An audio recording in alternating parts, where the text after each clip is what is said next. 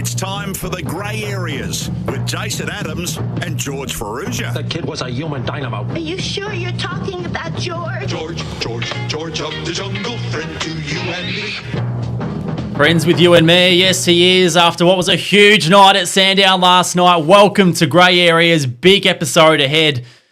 The agenda is jam-packed. We're going to go through every heat that was ran last night and what was such an epic meeting of greyhound racing at Sandown last night. We'll go through each of those series. We're going to have Darren Pulio join us, of course, the owner and breeder of Without a Trace, after what was an unbelievable performance. Plenty more to touch on. Meadows tomorrow night, Obscure Outlay, all the normal stuff, some fun and games in between. My name's Jason Adams. Georgie, welcome in. And I mean, how good was last night? Unbelievable. Loved watching that and had the Brisbane-Geelong game on in the background, but Sandown was the place to watch. And talk about agendas, as full as a state school's hat rack today. Unbelievable, mate. And we've had to cut a few things off, but we'll add them for next week. We want to talk about a couple of things, TCI and a couple of other little things, but everything was about last night. Loved it. It was great, wasn't it? And I mean, we're always treated to a good standard of racing down here in Victoria. And at least for me personally, when you do these things week to week, it becomes a bit repetitive and it's sort of, Sandown Thursday, Meadows Saturday.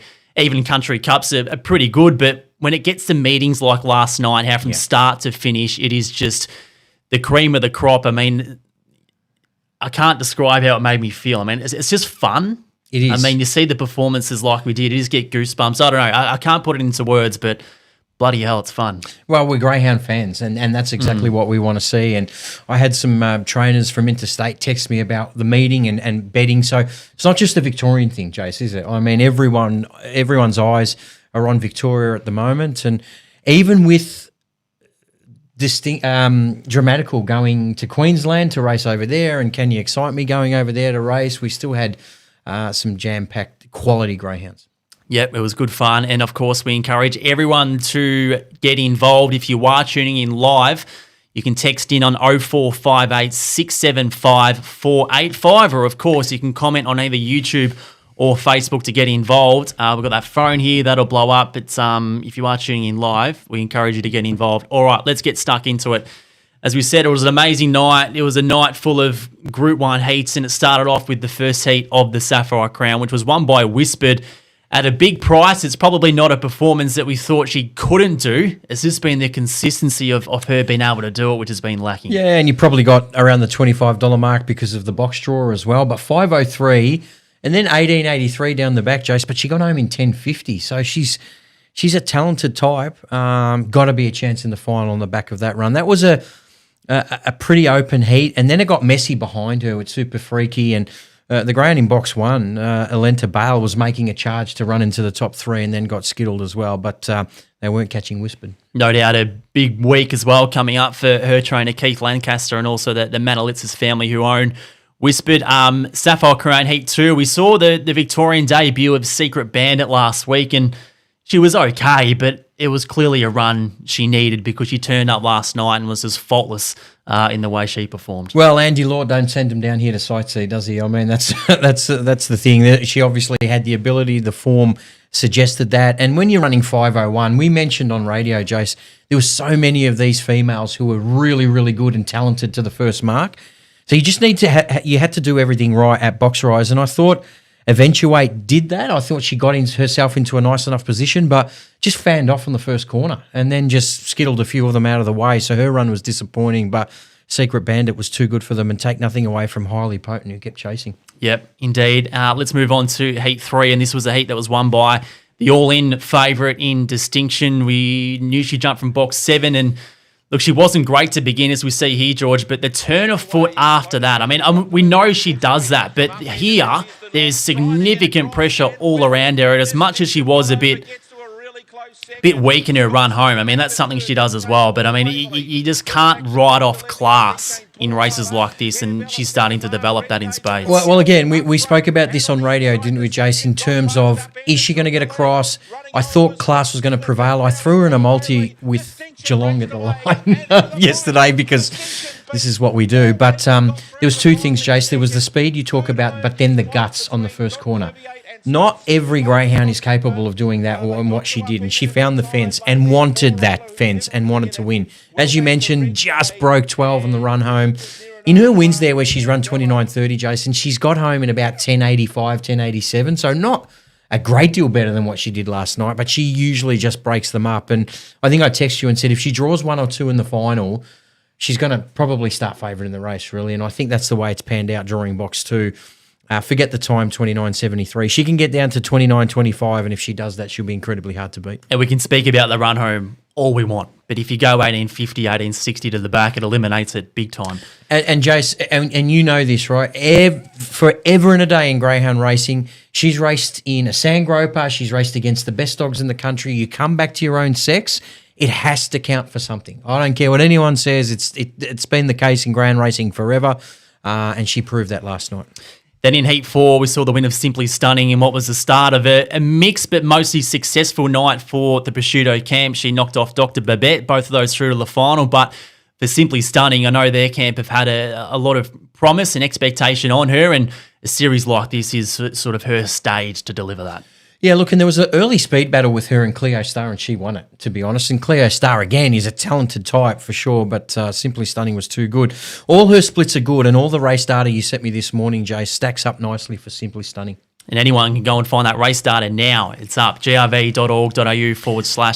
data. And then you spoke about the box draw for the Sapphire Crown, Distinction 2, and probably will start favourite. It could get a little bit awkward with Highly Potent because she's got a bit of speed and doesn't necessarily stick herself to the rail. But what else do you make of that draw? Oh, I just think Distinction is the greyhound to beat clearly there. If Secret Bandit can get out and do what she did, running 5:01 last week, well, she's obviously a chance. And Whispered, as we said, her run home time is good. So those greyhounds behind her will be confident of running Distinction down if they're close enough, Jace. But if she gets clear air, she's going to be running 18.50s, isn't she? She's proven that time and time again. So can they catch her? I'm on Distinction. Where are you leaning there? Probably Distinction. Yeah. I mean, as much as you can come up with if, buts and maybes as to what happens early, how close some of these other greyhounds are, if she might eliminate that, go 4.95, 18.50, and good luck to them. Yeah, doesn't and matter she's what running she runs. 29.30. I mean, there's no greyhound in that field that's going to run her down if she runs 29.28 or something. I think she'll just lead all the way. Yep, good race it is. Comments already rolling in. Sam, prosciuttos are having a year, that is for sure. It's not just a year, it's probably been 18 months, and that will continue for probably the next 18 months as well. Matty Field involved as he always is. Good afternoon, fellas. Good afternoon to you as well, Matty. And Sean Coulson's got involved as well. We'll get to your comment soon, Shawnee. Wow. In the meantime, let's move on to these heats of the Sandown Cup where, I mean, the star factor we expected to come to the fore, and we've got a final that is made up of all of those superstars that went around last night. And the first of those heats was won by Electrify, and he sort of made hard work of it slightly, George. And when he was sort of looming up to poor Quimby through the catching pen area, he was just confused as to whether he wants to go to the inside, outside, and I thought this is going to end in tears. But he got past him, and after that, as much as he was held up, the time was super quick, 41.5. So that wasn't a fluke, that time that he's not only set at the Gardens, but also at Sandown going back about a month. I mean, and if you have a look here, Jace, I mean, he's got two very, very good backmarkers behind him. And he was sandwiched early. He took the run and was off and gone. I thought it was a tremendous victory because once I seen Magpie Hector lob where he did, I thought, oh, here we go. This is race on. But Electrify was too good. The run of the second dog, Power Squeeze, Jace. And again, your race data backs this up. It was a tremendous run.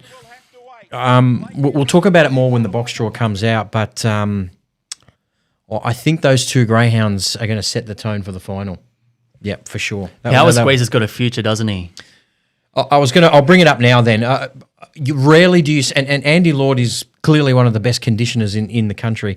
I think this greyhound had about 3 starts, Jason. He was already over 700 metres. You don't often see that. I don't think there was even a 600 in between. He's almost too slow not to be a stayer, and he obviously saw it from the outset. He went from 450 to a 500 into a 700. That is rare. I'm not saying Andy did the wrong thing there because he clearly would have known what this greyhound was running home in, and it's justified.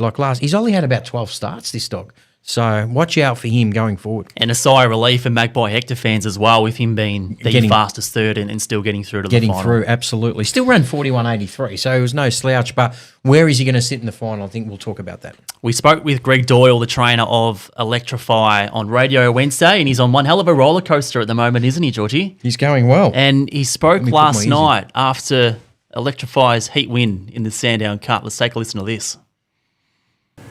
He's at his best when he's leading for the ball and whatever, so obviously that's his option, but there's no set plan that we don't lead.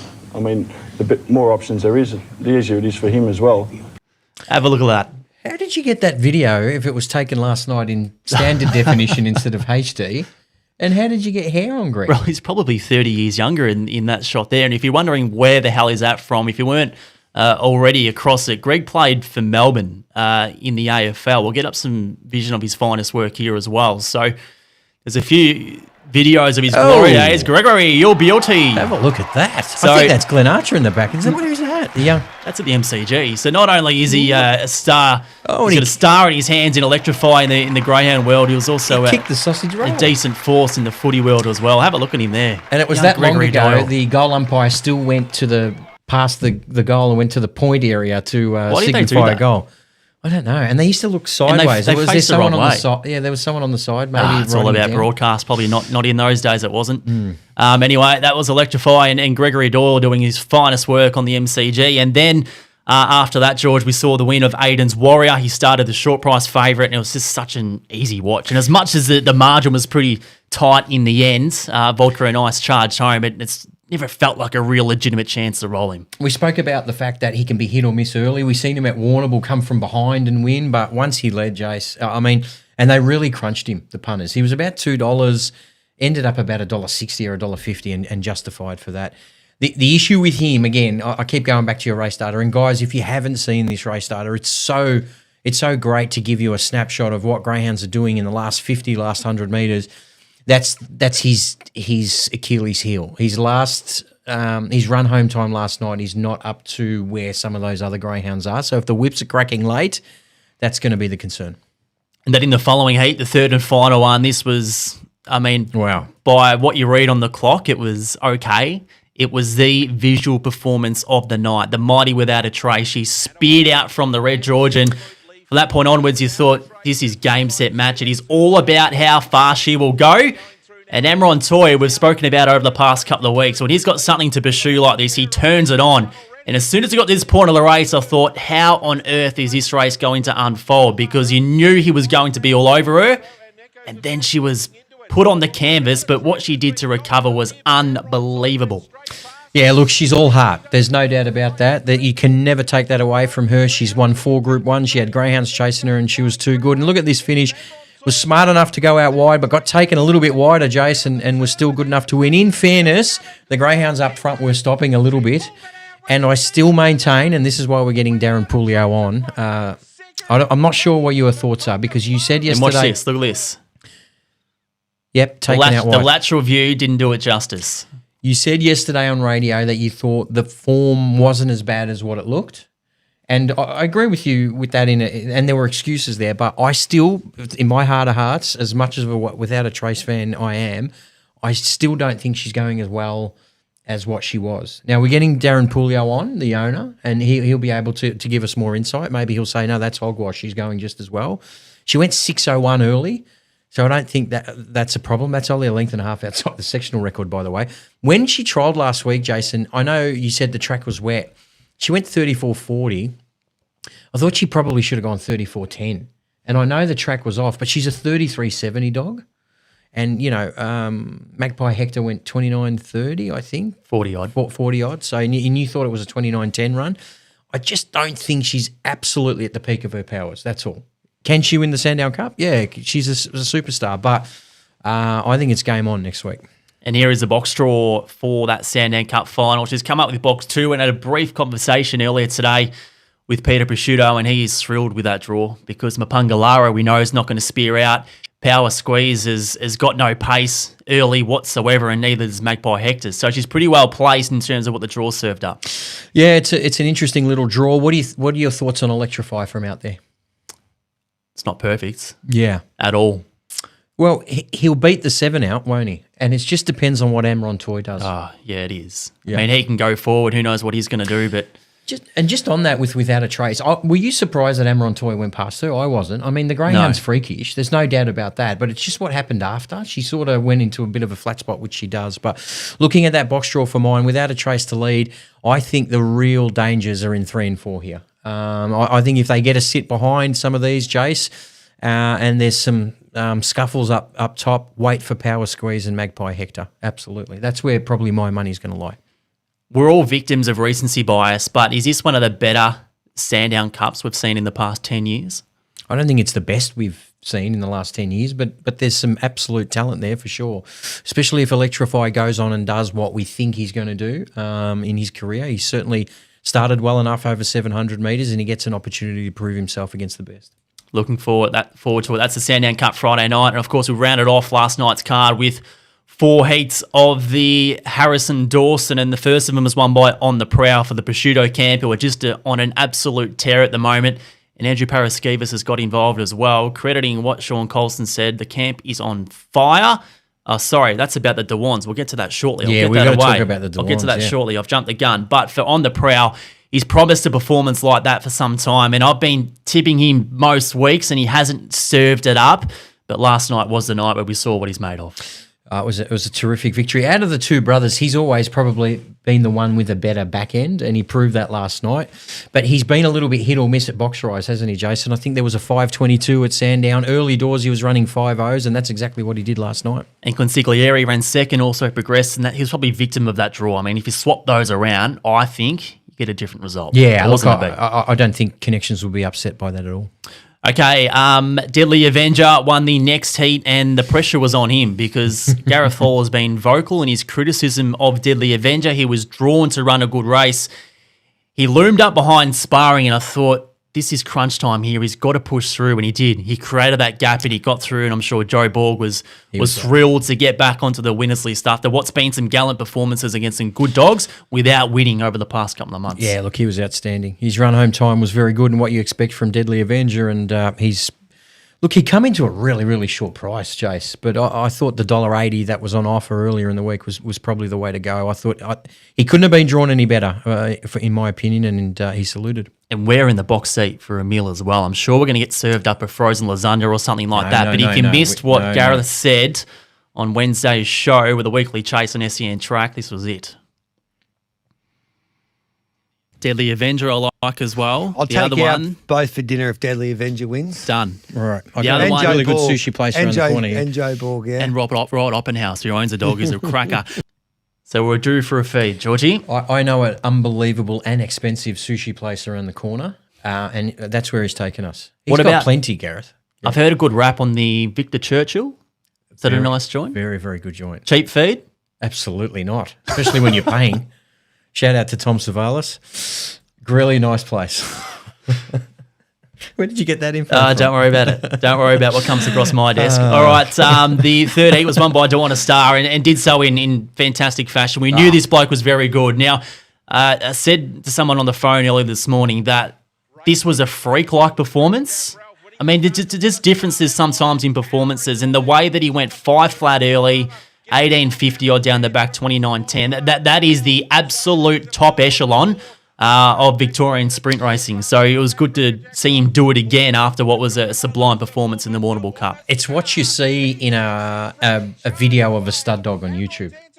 And I'm only going to bring up race data one more time before people start telling me off, but he dominated everything, Jace. He dominated from 50 to 100, 100 to 200. He was in the top 3 in all categories. He run home really well. He had to cross what we thought was the best of the heats, all those greyhounds, talented dogs on his inside. What a star. He's won a Group 3. He's won a Group 2. Can he win a Group 1? It looks like it's been timed well for his arrival, hasn't it? Rather than being sort of protected from facing this sort of opposition, it feels like the time's right and the Dewans have pulled the trigger on what he's facing at the moment. Oh, absolutely. And then there's calls for him to head north, which I think is going to happen as well. But the box draw, Jace, what do you think here? Yeah, we'll get to that in a sec. Sean Colson's got involved. Hey guys, what a run by Dewana Lenan at Warrnambool last night, wow. 24.75. Run home 13.33. I've got no idea how good that is, do you? Yeah, that's incredible. And this is the female that won I think race 1 on Yes, it Warrnambool was. Cup night. Yeah. So for a maiden to run 24.75, Jace, I think the Dewana family are in a really good spot. We've got another couple of messages there. I've seen one that's in a different language.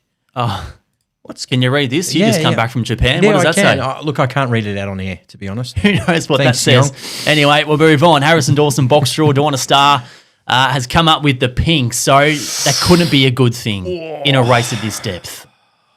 Couldn't be. Us Hurricane fans are going to be happy.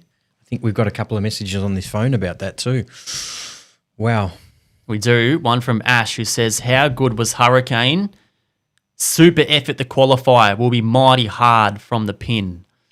Been box 1. That's from Ash. Yeah, especially with Mapunga Zircon next to him. I think he'll get probably enough space if he can begin cleanly. I think those 600-metre efforts are probably going to hold him in good stead. There's speed in the 6, Jace. What he does for the 7 and 8 is going to play a part in it as well. But where are you leaning there? It's probably the hardest out of the 3 Group 1s. I've got no idea, and I'm not making that decision the Friday before the final. Okay. I'll look at that closely next week, and no doubt you'll hear my thoughts at some stage throughout the week. We spoke in depth about Without a Trace and her performance last night, how good she was, and what a big night it was for not only the Prosciutto family, but also the Pulios as well. And we've got D Pulio, Darren DP, joining us here on Grey Areas. Darren, I'll flick the switch. There you are. Welcome in, mate, on what was a big performance for you and your team last night. Yeah, thanks very much, guys. Yeah, no, it was a very exciting night, and just nice to progress through to next week. Thanks for coming off the bench for us, mate. We know Peter Prosciutto is trialling greyhounds, so we thought the next best thing would be Dazza. Darren, we spoke earlier. George, allegedly trialling dogs. Allegedly trolling dogs. Yeah, Saw him at trios about an hour ago. He's at trios. Daz, I'm not sure if you heard me earlier. I was speaking to Jason about the fact that, in my opinion, I mean, I don't think Without a Trace he's going as well as she probably was when we seen each other maybe in November, December. Are you in agreement with that, or do you think that that's just hogwash? She is going as just as well. No, I think she has the ability to go as well. I think there's a number of factors in it, George. We did have her on the pill to stop her from coming on season, and that can often sometimes sour a dog, as you know. So we decided to take her off the pill and just let her run its course, and she's now back to that. And she's been trialling pretty well, and obviously there's that element that she could potentially come on season, but at the moment she stayed off, and we'll just see how that goes. As far as last night's run goes, like I thought. And I understand what people are thinking, but I think what happened is last night is like when the dog got next to her and puts pressure on her, it was sort of leaning on her going around that first corner. And what she tries to do is push the dog off and tries to get to the outside of that dog. And that's the way I read the race last night. And then for her to run home the way she did was just enormous. What was going through your cranium turning for home, Darren? Look, I didn't think she was going to get there, to be honest. I was just seeing her peel out wide, and then she started coming, and I'm thinking, hang on, she's now in with a chance, and she just dug deep and got it done. I think she's still going. She's still got the ability to go as good as what she's going. I'm not going to bag her because she's done a great job so far. But I do agree, George, to a point she hasn't gone as well as what she can go. But there's reasons for that, we think. Yeah, and look, Darren. I mean, it's all everyone wants to win a Sandown Cup, but it's almost. I don't know if you feel this way. It's almost a free hit at the stumps for you guys. I mean, she's already a 4-time Group 1 winner. She's got nothing left to prove. Yeah. With the box draw, are you worried about one particular greyhound? We were speaking as well on the show where those greyhounds drawn in box 3 and 4 do absolutely get to the line very, very well. But your bitch can get home as well too. Is there one in particular that you're worried about? Look, I reckon Power Squeeze's run was the best run of the night, to be honest. I thought it was a fantastic run to see where he was early and to see him work way through the field. And to be honest, I think he was unlucky not to win the race. If he got held up coming for home, and if he had got that clear run, he would have been off and gone. I think he would have gone past Electrify. But, I'm hoping that she can begin okay and get out front and just not get that, or if she can stay wide. I think she'll put in another good effort again this week. Also, Daz, we seen on the prowl win impressively in 29-17. It must have been a relief for you to see him begin as well as he done. But I want to touch on his sire, Hooked on Scotch, who, of course, you're the stud master of and raced. There was a period there, he was never been a bad stud dog. There was a period there where he threw some really, really good animals. But I just feel in the last 18 to 24 months, he's gone to a whole new level. What do you put that down to? Is it that you think people are using better quality females on him, or do you think they're mating him in a way that's going to give him the best success? Because pound for pound, he's probably thrown some of the best greyhounds in the country in the last 6 to 12 months. Yeah. Oh, look, I think he's always thrown a dog with a bit of X factor, and I think that's what we all sort of look for. I think, as well as what you said about the breeding, it's, we're sort of getting a bit of quality of bitch at the moment. One of the things I think he's been able to do is elevate a brood bitch to a point and actually throw something that can run a bit. No different to a lot of stud dogs, George. I just think at the moment he's going through that purple patch, and he's just got quality dogs coming through, and it's just nice to see he's getting that accolades that he's got now. I think he had 3 or 4 winners last night and a couple of placings, and he's done pretty well. I think he's third on the group size list with, again, not as many pups as what are on the ground. I think he's a couple of 100 pups short of what the top dogs are going around at the moment. So for what he's got, he's doing pretty well. And Darren, we can't get you on without asking about your superstar sprinter off the chart who faded away in his heat of the Harrison Dawson last night. What's the diagnosis on him this morning? Yeah, he's pulled up pretty stiff this morning. He's very he's not walking right, and until I spoke to Pete earlier this morning, and he said that there's something gone amiss. We're just not sure what that is yet. So until he gets checked and get their hands over him and see what's actually wrong with him. But he did come off a very good trial on Monday at the Meadows. He had a post-to-post on Monday and come home in 11:73, which is a pretty good run home for the hand slip, and it was the quickest of the day. And he was somewhere between there and look, even last night's run, look, going into the catching pen, we felt he should have been further up the run where he was. They've only run 1880 up the back. We felt on merit, we thought he could have run 1840, 1850 up the back. So when you see him running 1880 off the back, there's something gone amiss, and we just don't know what that is at this point. But we'll work it out and hopefully get him back to what he can do.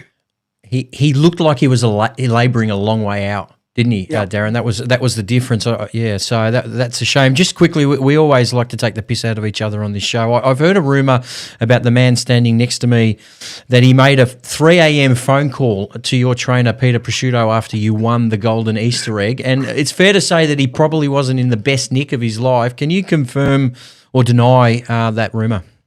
Yeah, no, I think that's pretty close to the mark, George.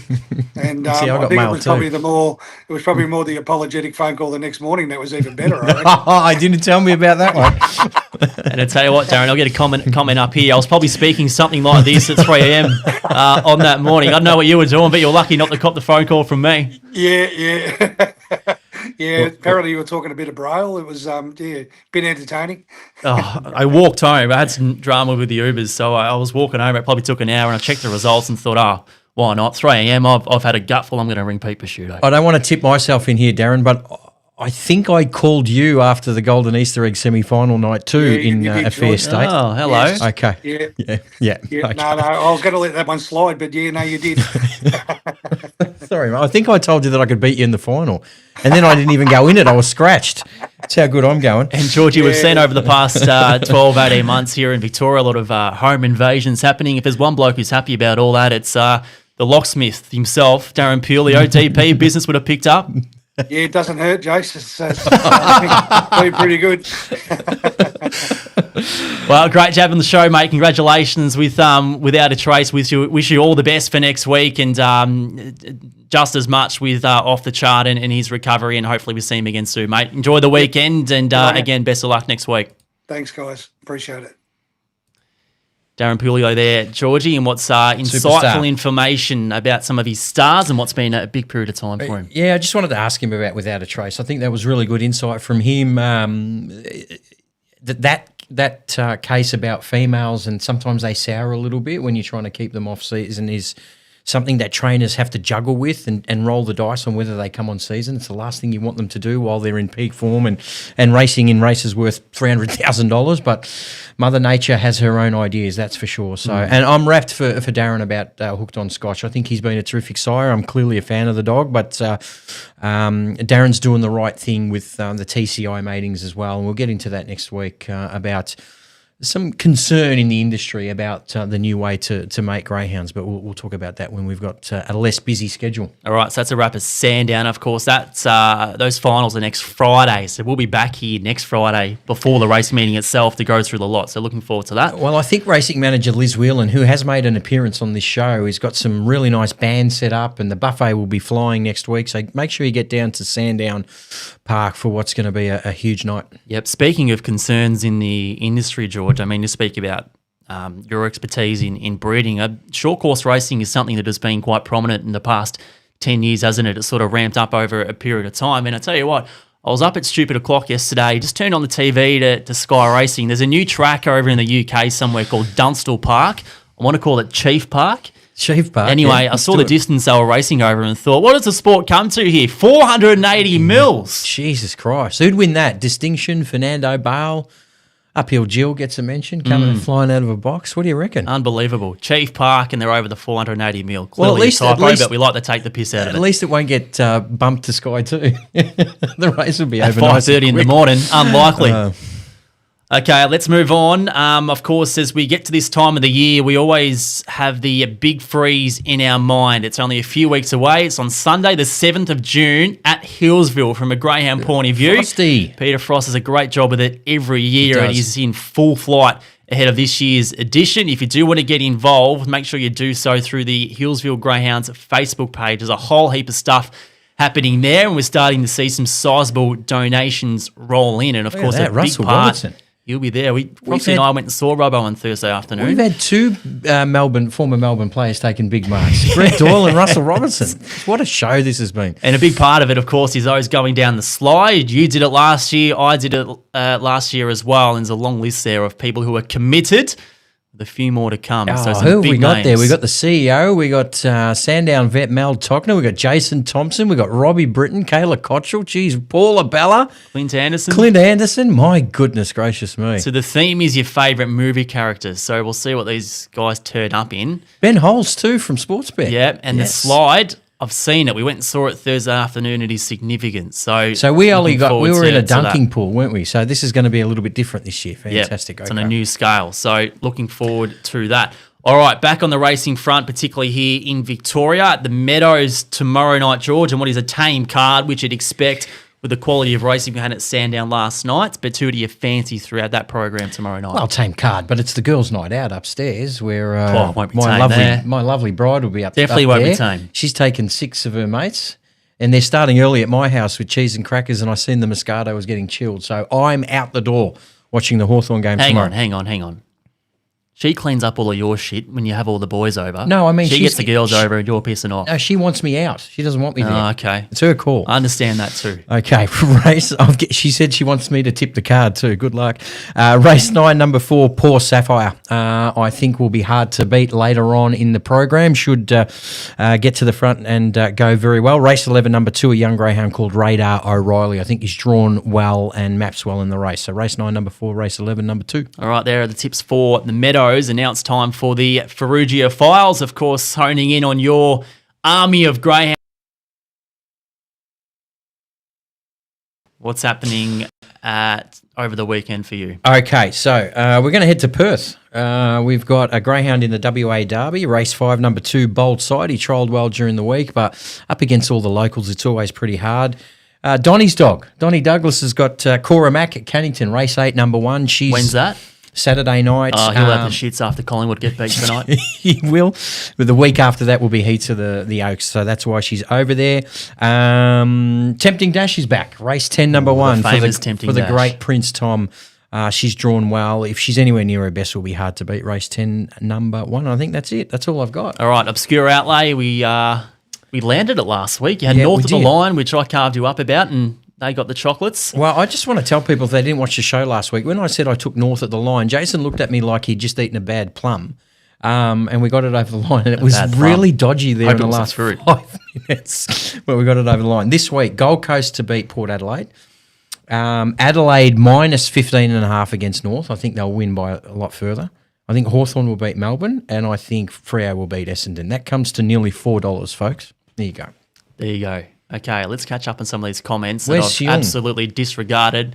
Ryan Vandenberg always gets involved. Afternoon, boys. Can't believe the Lions got smashed by the Cats last night. What a night it was last night. Next week can't come soon enough. Here. Yeah, absolutely. They killed them, didn't they? Oh, look at these. We've got more stuff coming up here. That's Oh, definitely yes. sounded like me when I rang Pete Prosciutto after the Golden Easter egg. That's brilliant. We've got 3 languages going here. Daniel Hibbard, Melbourne to beat the Hawks tomorrow. Up the come on, Ds. D. We've got half a side in. We'll still beat you, Darren. Daniel. Dan. How good was his caller without a trace, by the way? He's absolutely a gun caller. Dan, if you've got my number, we'll have a slab of beer on that. We'll beat you tomorrow. Anything else? What else we got? No, that's all. Any other language that wants to pop up in the Gibberish. We've heard it for the past 40 minutes. All right, that's a wrap for Grey Areas. Enjoy your weekend and soak up the build-up to next Friday night. The Trilogy, Week 2 at Sandown Park with the running of the 3 Group 1s. Of course, as always, if you do want to get involved on the show, you can email at greyareas@grv.org.au. Thanks for tuning in. We'll see you next week. Same time, same place. Konnichiwa.